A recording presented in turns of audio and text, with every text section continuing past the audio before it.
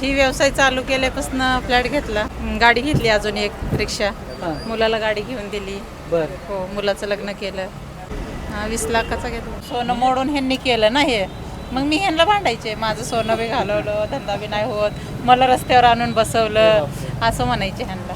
सवय नव्हती ना, भांडण व्हायचे, लोक त्रास द्यायचे, पण आजूबाजूवाले. सोनं मोडून तुम्ही हा व्यवसाय उभा केला. दत्तात्रय संगपाळ बेधडक चर्चामध्ये आपलं स्वागत आहे. दर्शको, सध्या आपण पुण्यामध्ये आहे.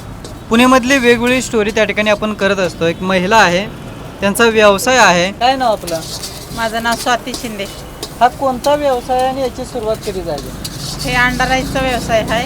हा व्यवसाय चालू करून मला 16 वर्ष झाली. याच्या अगोदर काय करत होता तुम्ही? ह्याच्या अगोदर घरीच होते, मी काम नव्हते करत तेव्हा. मुलं लहान होते म्हणून घरीच असेल. बर. नंतर मग पुन्हा आमच्या डोक्यात आलं की काहीतरी केलं पाहिजे बाबा, घरात कधीपर्यंत बसायचं. मग माझे मिस्टर रिक्षा चालवत होते, मग इथं शेजारी राईस खायला यायचे. मग त्यांना माहिती होतं या अंडा राईसचं. मग त्यांनी म्हणले आपण करूया चालू, तो देतील का साथ मला? मी म्हणलं चालन, करूया म्हणलं, आपण करूया दोघं जण.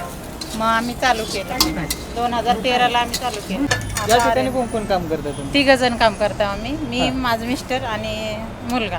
मिस्टर संध्याकाळी येते.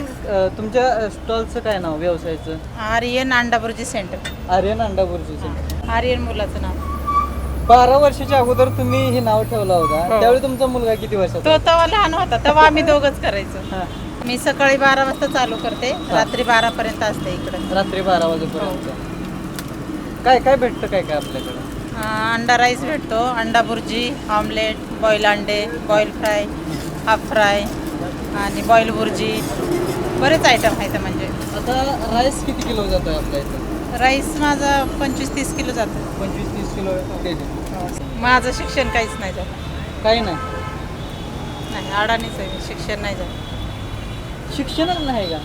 मग व्यवहार कसं कळतोय?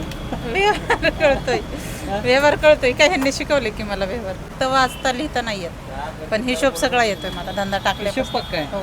कितीपर्यंत मोजता येतं तुम्हाला? मला मोजता तसं नाही कधी बघितलं. पैसे मोजते मी बऱ्यापैकी कुठवर, पण जबाबदारी आल्यावर सगळंच येतं ना. बरं. म्हणजे जबाबदारी कुणी नव्हतं आमच्यासोबत, आम्ही दोघंच असायचो, मग सगळं माझ्याच हातात होतं, त्याच्यामुळे ते समजत गेलं. प्रॉपर कुठला आहे तुम्ही? प्रॉपर आमचं गाव भाटशिरपूर आहे, कळंब तालुक्यामध्ये, धाराशिव. मला पुण्यात घरच घ्यायचं होतं, माझं ते स्वप्न होतं की मी घर घेतलं. आम्ही अक्षरशः ते म्हणजे गळ्यातलं मोडून हे टाकलं होतं पैसे. नाही म्हणजे खरं सांगा. डेक्कन कॉर्नर, शेलार मामा चौक, करवेळ. करवेळ.